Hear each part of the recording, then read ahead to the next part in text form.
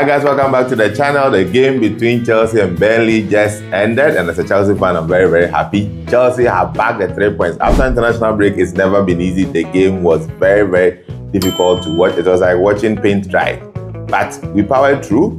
I mean, most of the players didn't show up, but I mean, the most important thing is the 3 points on the board. Bro, welcome back. Yeah, Charlie. How do you find the game? Oh, it was a good game.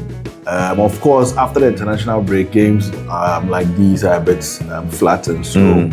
Of course, the 12:30, 11:30 games are also so very difficult. Very slow. Yeah, but the most important thing is that you bag in the points. Yeah, Chelsea is second on the table, which is a good thing because I think time and time again you said you're not part of the title challenge. And we're still not. I think those were things that your coach used to say last season, so I think that has expired. We are still not. So you should be happy. You should be happy. You should be fighting for the title because and it is beautiful. Yeah. Because now I keep on saying that Arsenal should not be looking at Liverpool. Yeah, there can be a dark horse. There's a lot of teams. I mean, that are upcoming. But I mean, let's concentrate to the game. I think it was brilliant. Okay. I always find it very interesting watching Chelsea games because I always feel as though that there will be a goal. Okay. Yeah, you can always sense it. You have Neto running at them. You have Pedro coming in. My man of the game, Santos, amazing guy today. Yeah, Santos is my amazing guy today. Yeah. So I believe that you guys deserve the win.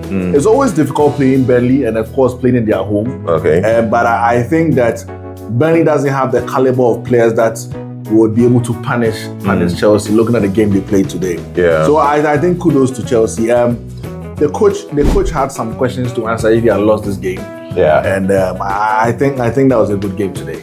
Well, I mean, there was a big squad rotation because I think midweek we have Barcelona, and then by next weekend Arsenal coming. So I can understand the rotation. Yeah. But I mean, sometimes you look at the game and the way it's so slow, lethargic. You ask yourself, are they even trying to score a goal? Because I mean, the game was so boring for me. Maybe because I'm a Chelsea fan, there was more emotions invested. But maybe for a neutral, you could at least enjoy it better. Yeah. But for Chelsea, most Chelsea fans, I'm sure, wouldn't have enjoyed this game, although we are grateful for the 3 points. But if you're looking at special mention of some of the players and how they play, I mean, for me, the lap, I'm still not seeing what he's giving to the team. Okay. Because I think the fact that he's still not scored a goal is getting to him, so he's being a bit selfish. Yeah. Even balls that he's supposed to cross or try to lay a pass, you can see that he was still trying to shoot. There were balls that he was shooting from 35 yards out, which was not necessary. Sometimes you could pass and then reposition yourself and actually get an easy tap in. So that is it. That's one of the players that I wasn't very, very happy with. When I also talk about, I think I can't complain about Cucurella. I don't know why he played the full game because definitely in the Barcelona game, I know he's going to play. So I was expecting. But he's one of the most active players you guys have, and I've seen that regardless of the number of games he plays, he's always top notch in any game. Yeah, so but those are the kind of players every coach relies on when it comes to. No, but at least today he didn't go for what do you call it, Caicedo, who is also one of such players. Yeah. I know that second half he took out Reece James, but the change was a bit surprising for me because instead of bringing in Gusto, he rather brought in, he pushed, what do you call it, Chalobah to the right, and Chalobah is not very effective on the right.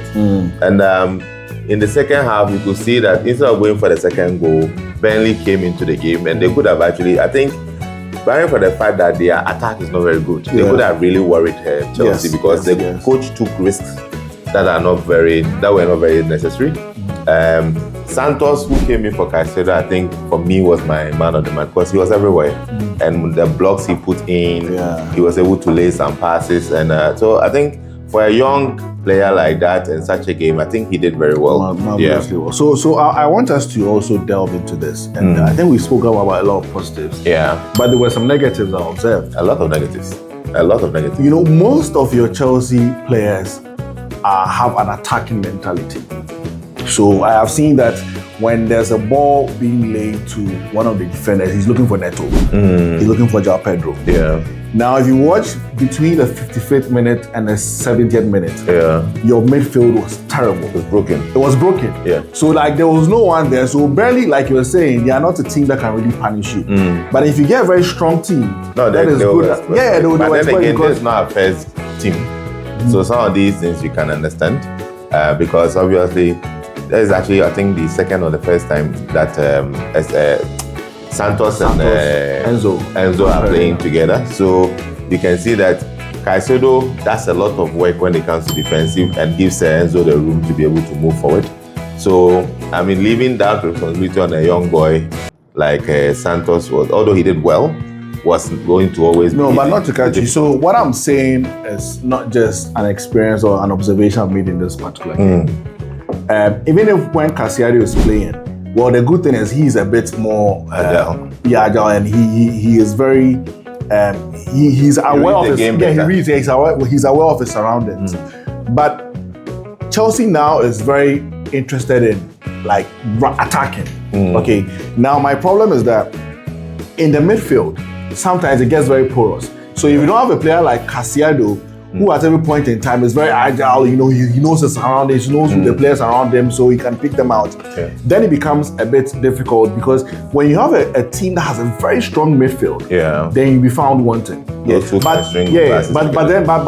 that being said, I think that I'm very happy to see a player like Santos, who had Caicedo sit down for the whole 90 minutes. He got an opportunity. I mean, it was it was very good. And these are some of the opportunities I always say that when they're young chaps, you have a big boy in your team and he decides, I mean, he's not able to play and you're able to come in.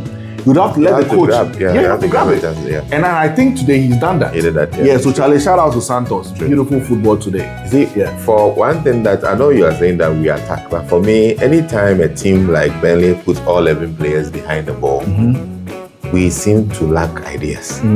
But today with Burnley, although they really sat deep, you can see we got opportunities.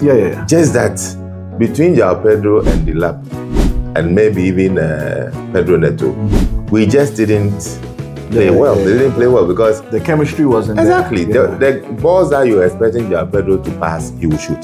The balls that you were expecting him to shoot, he will pass. Same with Delap. Delap. I don't know. I think maybe because he's from injury. Yeah, he's from injury. He looked a bit jittery today. I mean, we all know that all good strikers are selfish. So most of the time, whether he has someone to pass or not, he would want to strike the ball to see what happens. But then the problem is that he has to play with the Chelsea team consistently for some time to get the ideology in what Chelsea is playing with. And then if I have a criticism, it will go to the coach. I think he really risked the game, and we could have gone both ways where we could have even drawn. Because the changes he made were a bit bizarre. Gusto was playing midfield. Exactly. I mean, it was very bizarre because Gusto came in at some point, he was playing number 10. At some point, he just couldn't know what he was trying to do until he brought in Marc Guiu, where he realized that, okay, now there was a striker and João Pedro came back to 10. So why risk that 5 to 15 minutes where there's no striker and then Gusto is playing? Gusto has no imagination in midfield. He has no imagination. I think the coach also felt that in as much as there was so much... He just wanted legs in there. Yeah, he just wanted legs in. And I think at a point he didn't really have that fear of Burnley scoring. Because Burnley can play all the game, but when it gets to the final third, they're unable to do anything. So he was not too scared. But then, we discussed something earlier today. We realized he was trying to bring in a Stavro, and he stopped. Because... But you see, for me, that's very unfair on the young chap, because if you're looking at a game where, fine, you are 1-0 up, you need another security goal. So, 75th minute, give him 25 minutes to come in. But if you're 86th minute, you are bringing him in, and then you say, no, we've got a goal, so you don't need to come. Then what you're telling me is that 86th minute plus extra time, you actually wanted a goal from him. And what are we talking about? He's done it severally. And I'm saying that. And I'm saying that, look, I'll tell you something today. Your coach has a plan. Look, eventually, when Cole Palmer returns, right? Eventually, when Cole Palmer returns, I'm sure. Exactly. What are you talking about? And you see, look, Chelsea's competing for the Premiership, the Champions League, and these are very two important, trophies to compete for. For sure. And I'm saying that so far, in the absence of all these your top players, you guys are making it through. At a certain point, I'm telling you, at a certain point, when your coach decides to unleash Estavo and the Casero, today even Casero didn't play. Yeah, and you unleash the guy Palmer. Estavo understands the project of the coach. I think they've had several discussions, and I'm sure he's aware of what's going on. You're telling me that his gameplay dependent on Cole Palmer? Not necessarily. I'm just saying that his gameplay is dependent on the games ahead of you guys. Because you guys have had a lot of injuries, so you guys are just recovering. I know, but 86 minutes, you need an extra goal. Now in the EPL, 80s, look, when they even bring a player in the 90th minute. No. I think it's not fair on the boy. Let him play 20 minutes or something. And your coach doesn't want your boy to get injured. That's how I see it. There's one too many injuries in your team. I get that. He's just being careful. Listen, if a player... Look, if the players on the pitch is getting me what I want... If the player get injured in 1 minute, he will. No, but if the players on the pitch... pressure on him that I'm giving you 6 minutes plus extra time and I need a goal from you. No pressure on the player. Is what? What? Look, when you take Brazil out, the few minutes your coach has been giving this guy, that is what has brought him to the limelight, because that few minutes is when he's showing who he is. So he add more. No, but that's what I'm saying, that the coach is aware of what he's doing. And I'm telling you that if you have a star player like Estavo on the bench, and your team is actually performing anyway, it means that you can save him for the important games. I can understand that, yes, midweek he will there's feature. Midweek, there's us now. The only reason why he was bringing him now, because he needed a goal. Exactly, and he would have gotten him the goal. Well, how do we know that? You're giving him just 6 minutes. 80% just 6 minutes plus extra time.